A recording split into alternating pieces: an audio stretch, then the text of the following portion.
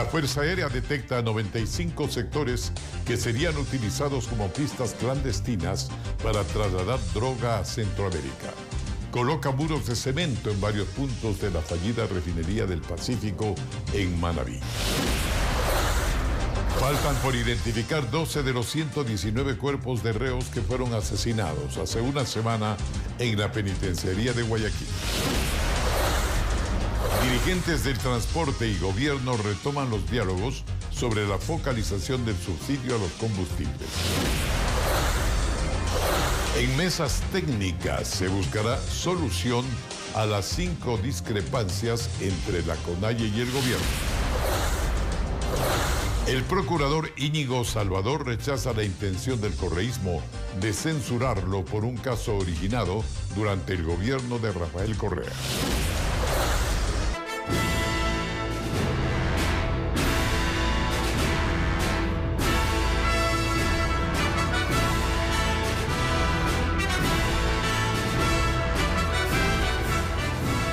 Buenas noches, televidentes amigos. El narcotráfico tomándose el Ecuador. Los militares identifican en el país 95 áreas que serían utilizadas como pistas clandestinas para sacar droga por vía aérea desde Ecuador hasta Centroamérica. Por ello, hoy la Fuerza Aérea, con muros de cemento, inhabilitó una de ellas que está dentro de lo que iba a ser la refinería del Pacífico en el Aromo, provincia de Manabí. Merlin Ochoa viajó al lugar y nos tiene el informe. Trabajos de inteligencia militar determinan que los narcos podrían seguir utilizando las instalaciones de la refinería del Pacífico en el Aromo como pista ilegal de aterrizaje para el traslado de droga. Por ello, como medida preventiva, la Fuerza Aérea colocó en la vía 30 obstáculos de cemento de 800 libras cada uno para impedir que sea utilizada como pista clandestina.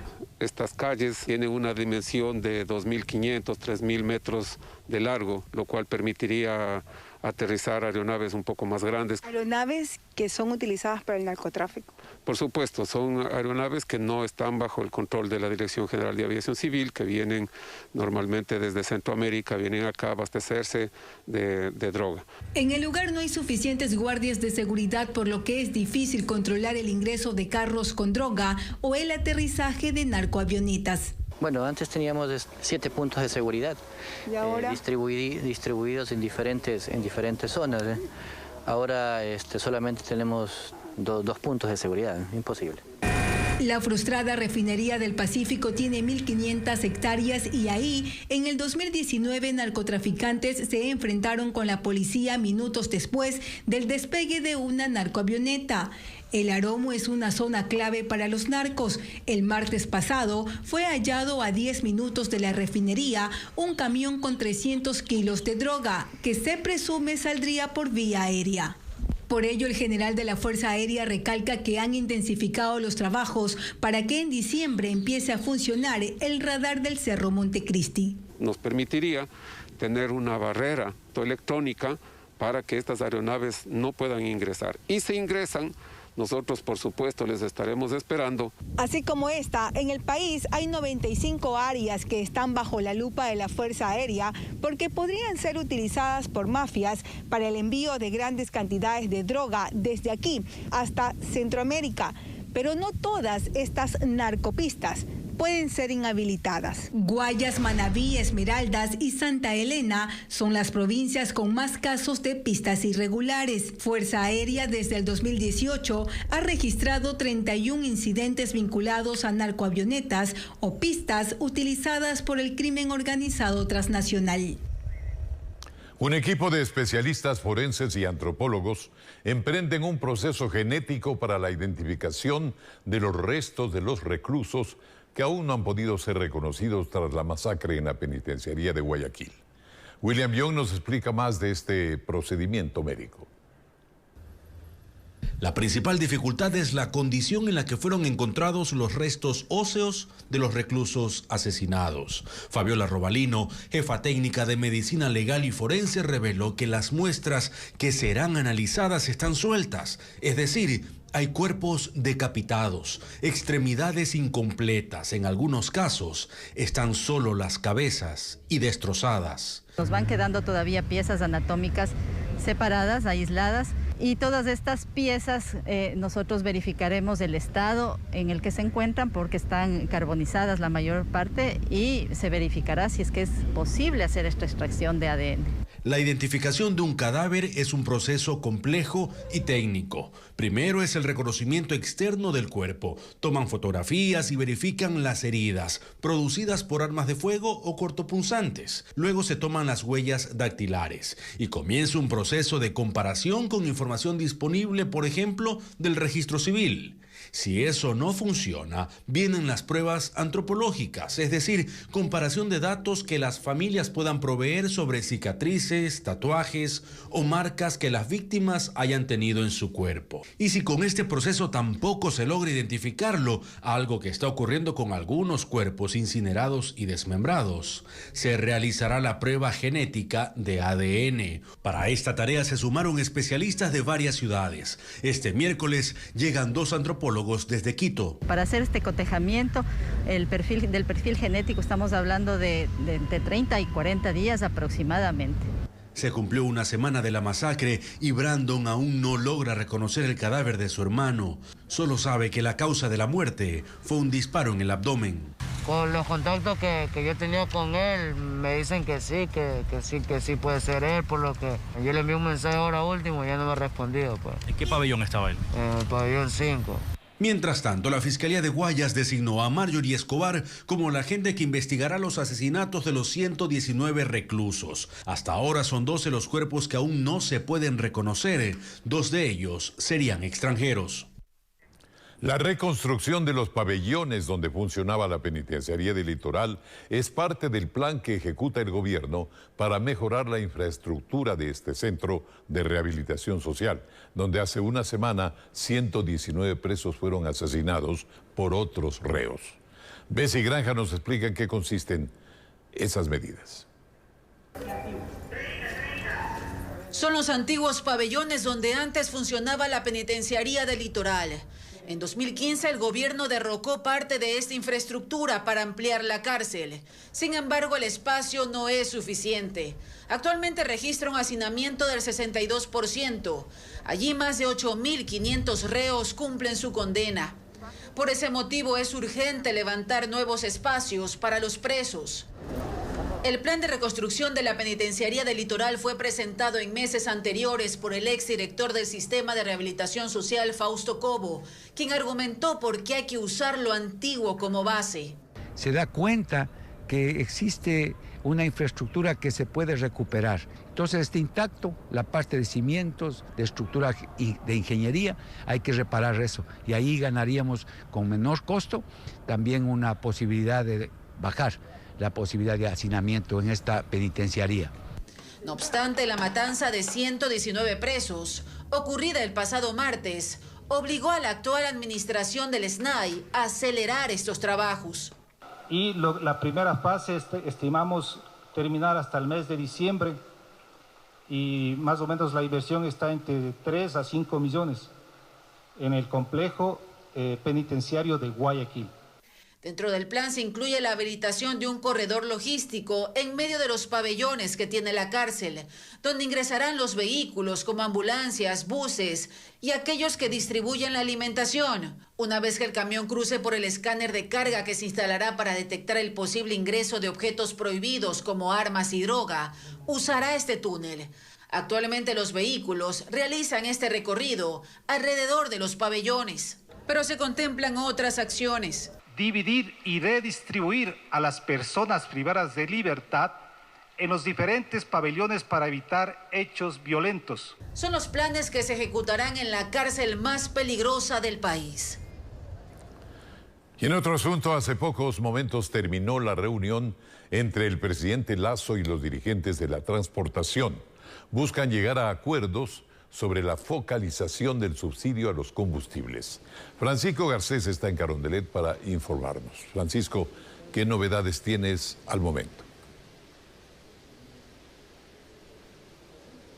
Sí, Alfonso, amigos, como lo dijiste, hace muy pocos minutos concluyó esta reunión que se extendió por cerca de 3 horas en el primer piso del Palacio de Carondelet. Estuvo presidida, lógicamente, por el presidente Guillermo Lasso, varios de sus principales ministros y la delegación de los transportistas que ya van a cumplir 4 meses de los procesos de diálogo. Han sido casi reuniones semanales aquí en la Presidencia de la República o en el Ministerio de Transporte y Obras Públicas para llegar a este punto en el que la Presidencia de la República ha entregado un documento con la propuesta. Es una propuesta que pudiéramos decir mixta, que contempla un sistema para focalizar el precio de los combustibles y también un mecanismo de compensación para cada una de las 8 modalidades del transporte del país.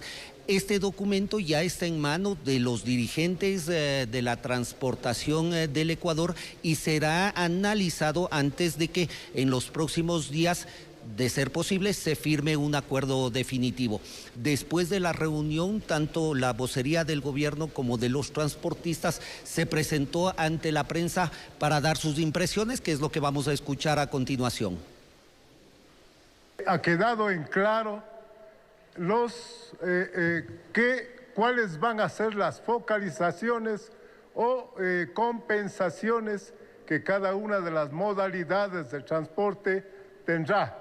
De tal manera que hoy pues ha quedado claro que en los subsiguientes días cada una de las modalidades hará la socialización en cada uno de sus gremios. Creemos que estamos muy claros en estas propuestas, pero la palabra final lo tienen nuestros representados a nivel nacional. Esperamos que ojalá hasta la próxima semana cerrar ya este capítulo del tema de lo que es combustible y renegociación de créditos de la transportación ecuatoriana.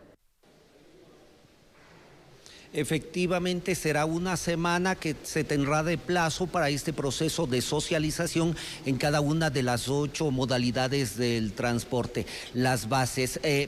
El presidente de la República será quien en los próximos días emita un pronunciamiento en el sentido de llamar nuevamente a una reunión definitiva en donde ya se tendrá la respuesta de cada una de estas modalidades y, de ser necesario y de ser posible, se firmará aquí en Carondelet un acuerdo definitivo. Ya vendrá después de eso el asunto operativo. Eso es lo que sucede en estos momentos en el Palacio de Carondelet. Alfonso, contigo seguimos con más información en estudios. Buenas noches. Muchas gracias, Francisco. Y en otra polémica, el gobierno cuestionó las declaraciones del presidente de la CONAIE, Leonidas Issa, quien dijo que activará el derecho a la resistencia por los desacuerdos con el presidente Guillermo Lasso. Según la ministra Alexandra Vela, con la dirigencia indígena existen 11 puntos de coincidencia con sus planteamientos y 5 divergencias. Paul Romero nos va a explicar. Según la ministra de Gobierno Alexandra Vela, la reunión del presidente Guillermo Lasso con la dirigencia de la CONAIE arrojó más coincidencias que desacuerdos. Precisó que existen 11 puntos concordantes entre sus agendas. Por ejemplo, despetrolizar la economía, créditos para los agricultores, creación de empleo, no privatización de áreas estratégicas. Y señalo que fueron coincidencias, de manera que durante el diálogo se decía una propuesta y se decía, nos parece que esta es la posición, y los otros, del otro lado había una respuesta diciendo, sí, coincidimos en que esa es la razón. Reconoció que no existe acuerdo en temas como el congelamiento del precio del combustible, extracción minera, moratoria de créditos, deuda al IES y deuda a los gobiernos seccionales. Para esos puntos de discrepancia, después de que el presidente de la República se retiró de la reunión, la indicación fue que estableciéramos el mecanismo de la mesa técnica para que se deberían instalar a partir del día de hoy. Se mostró sorprendida por las declaraciones de Issa, quien advirtió que pasará a la resistencia. Más bien, durante el proceso de la reunión, lo que yo noté fue una apertura de todos, inclusive del señor Issa, para llegar a un proceso de diálogo, de manera que no deja de asombrarme. Buscamos al presidente de la CONAIE, pero sus colaboradores nos señalaron que está ocupado con el Consejo de Gobierno de la Confederación. El que nos contestó fue el titular de la Ecuarunari.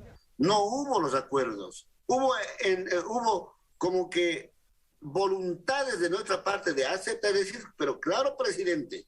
Aclaró que en los próximos días definirán una posición oficial frente al gobierno. Si es que no podemos con el presidente entendernos en el término de congelamiento de los combustibles hasta este momento y comenzar la mesa de diálogo, nosotros salimos para consultar a nuestras estructuras. Hasta el momento no se ha definido una fecha para la contestación al régimen. Al señor Issa tendríamos que decirle que no se puede hablar de resistencia cuando CONAIE y gobierno están en pleno proceso de diálogo para buscar una solución tranquila, una solución pacífica y conveniente para ambos lados. ¿Qué es lo que realmente quiere la CONAIE? Ya se verá.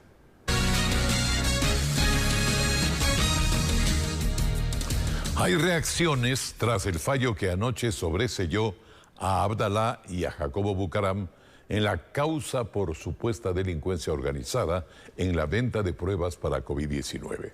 La Fiscalía informó que hoy presentó por escrito la apelación a la sentencia, mientras la Comisión Anticorrupción hace un llamado a investigar a los jueces. Jacqueline Rodas con los detalles.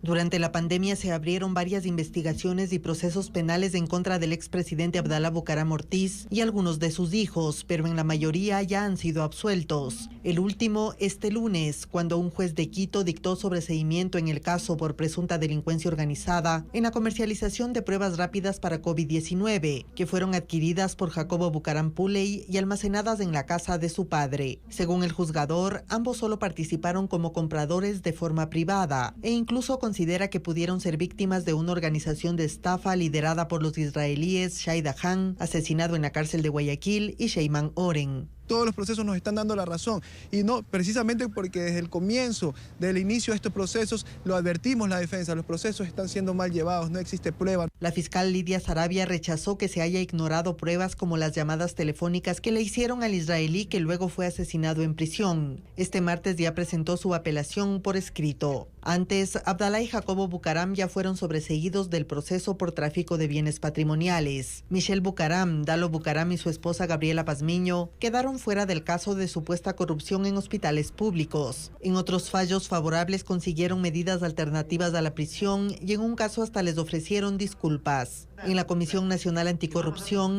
creen que hay algo detrás de estas decisiones. Nos demuestran que siempre quedan sobreseídos. Es decir, hay jueces que seguramente están construyendo un santuario de la familia Bucaram. ¿Será eso correcto? La judicatura tiene que empeñarse en averiguar estas circunstancias, porque el país lo que exige es transparencia, claridad en los veredictos y sobre todo justicia. Al momento, Abdalá Bucaram Ortiz solo tiene pendiente una causa por supuesto tráfico de armas y Jacobo Bucaram también una por presunta delincuencia organizada en hospitales del IES de Guayaquil. Pese a que su defensa aseguró que regresaría al país, Sebastián Yunda, hijo del exalcalde de Quito, incumplió las medidas de presentación periódica y colocación del grillete electrónico ordenadas por el juez que lleva la causa por posible asociación ilícita en negociados relacionados con el municipio de la capital. Ante el incumplimiento, la Fiscalía solicitó al juez que fije fecha y hora para, en audiencia, dictarle prisión preventiva. Lo último que se supo sobre el paradero de Sebastián Yunda es que salió vía aérea desde Guayaquil, hizo escala en Panamá y que estaba finalmente en Bolivia. También está prófugo su tío César Yunda. El procurador del Estado Íñigo Salvador arremetió en contra del correísmo que oficializó la solicitud de juicio político en su contra. Lo considera una retaliación por su acusación particular en el caso Sobornos, por el cual fue sentenciado a prisión el expresidente Rafael Correa. Paul Romero con el informe.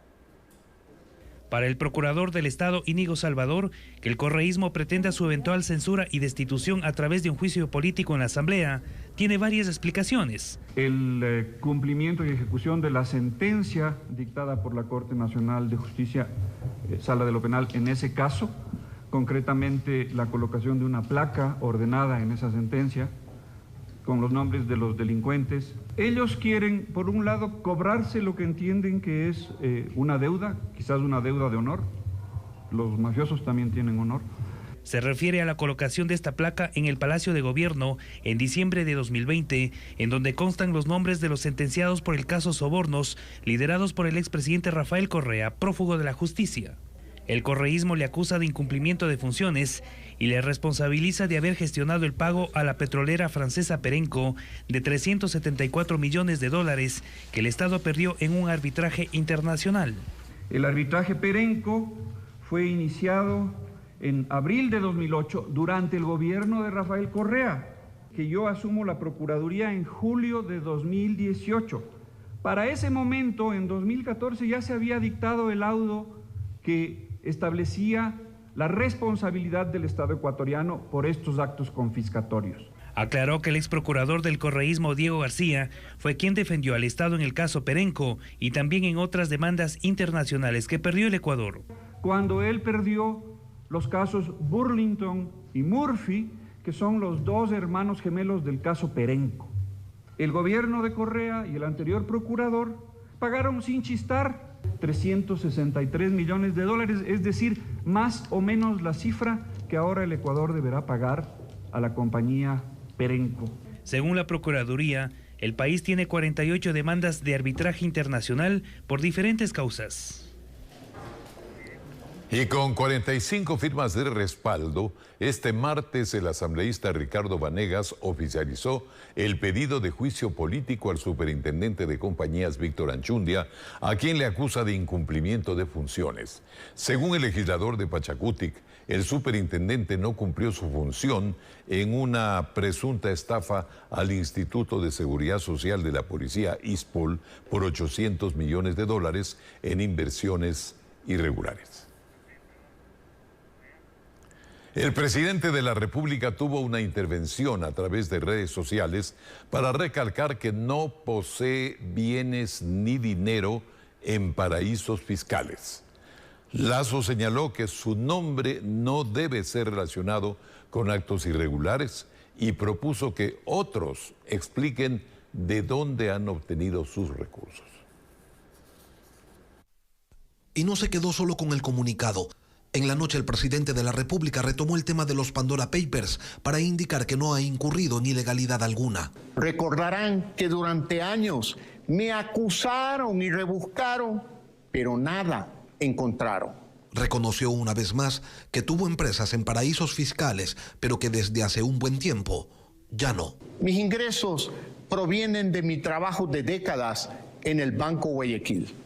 Es absolutamente correcto que años atrás tuve, y quiero hacer énfasis, tuve inversiones legítimas en otros países, lo cual también ha sido público siempre. Y asimismo es público que al crearse la ley de 2017 que impide a candidatos tener inversiones en el exterior, me deshice automáticamente de todas esas empresas. Lo hice de manera fulminante. Lazo además considera que el enfoque que se le está dando al hecho de que su nombre aparezca en los Pandora Papers no es el más adecuado. La noticia no debería ser que Guillermo Lazo aparece en los Pandora Papers. La noticia debería ser que Guillermo Lazo es justamente uno de los pocos líderes que cumplió la ley al deshacerse de sus inversiones. Y propone que la discusión gire alrededor del origen y no del destino de los recursos de los políticos. Esto no debería tratarse de a dónde van los recursos que uno honestamente produce, sino de dónde sale el dinero que tienen aquellos malos políticos en el exterior. En mi caso, ustedes me conocen ya décadas. Ustedes saben de sobra de dónde vienen mis ingresos.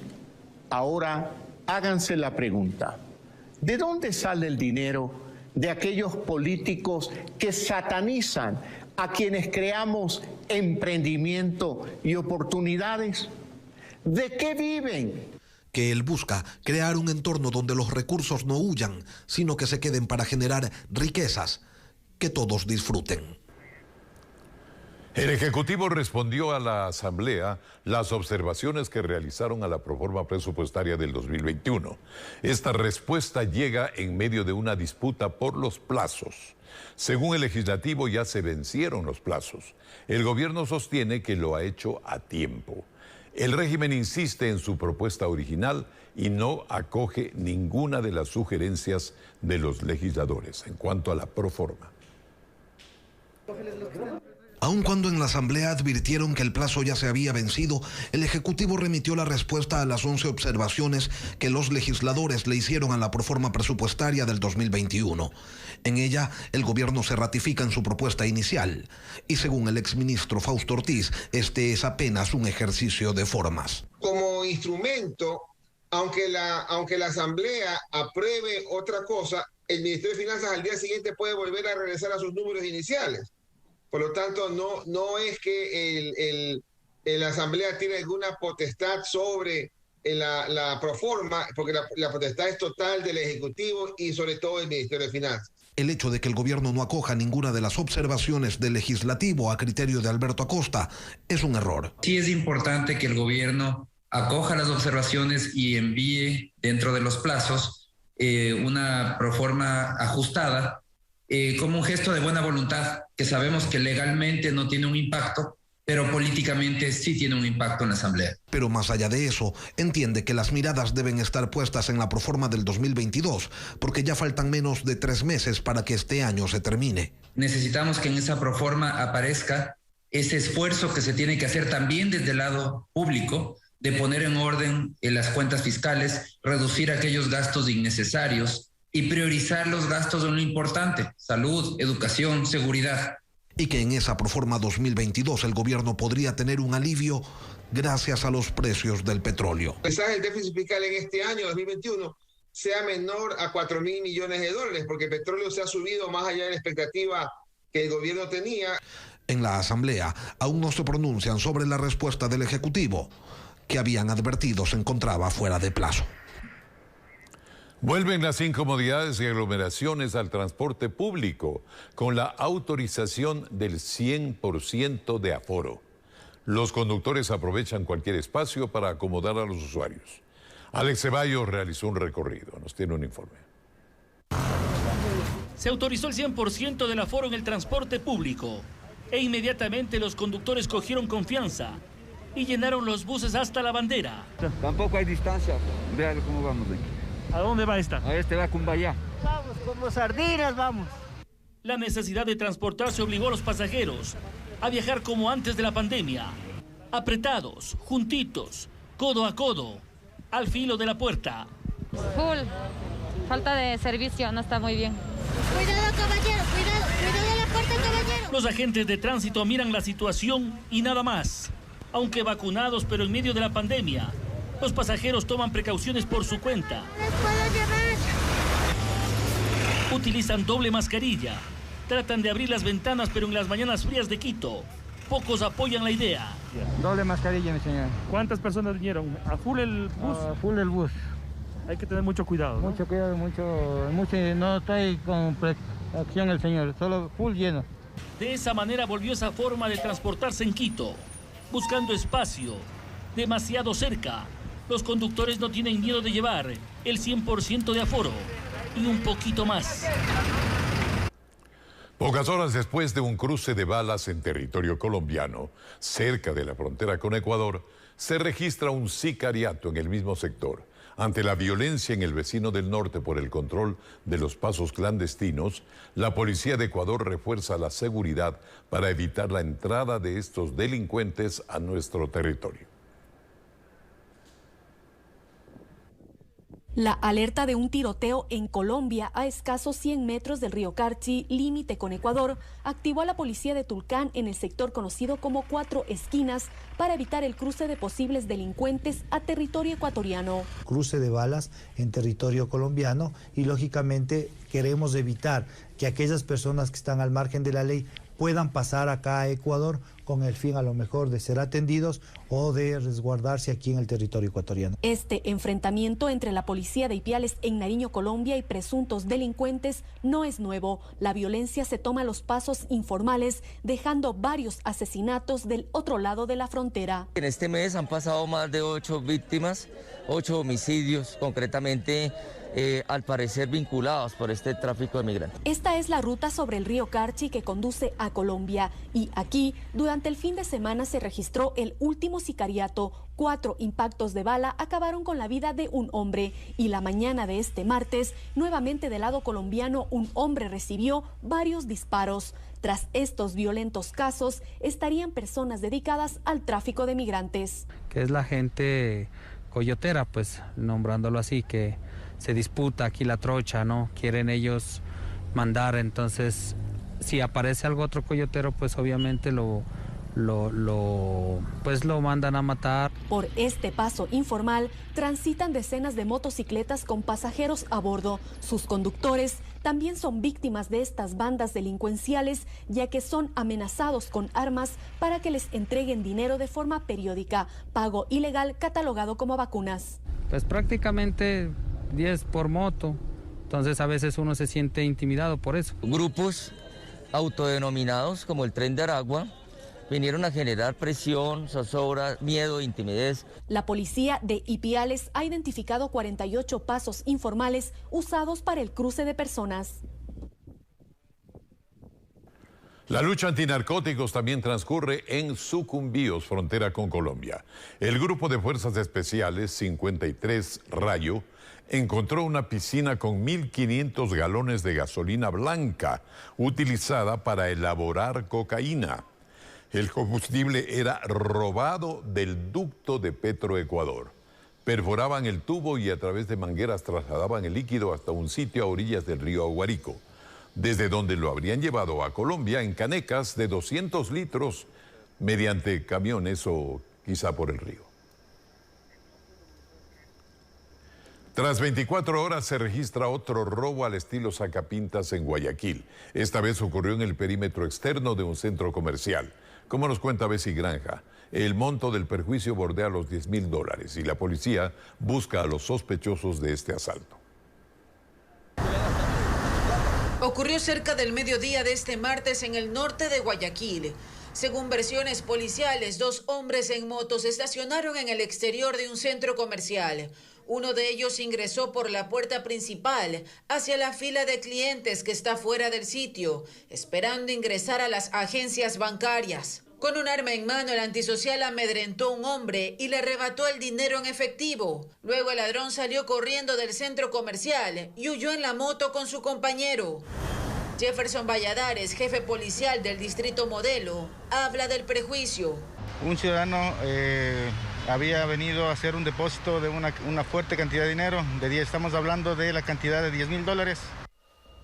Este video captado por las cámaras de seguridad muestran cómo los antisociales se estacionaron en la zona de los taxis. En el ingreso al centro comercial, el conductor de este taxi amarillo que aparece en las imágenes fue testigo del hecho.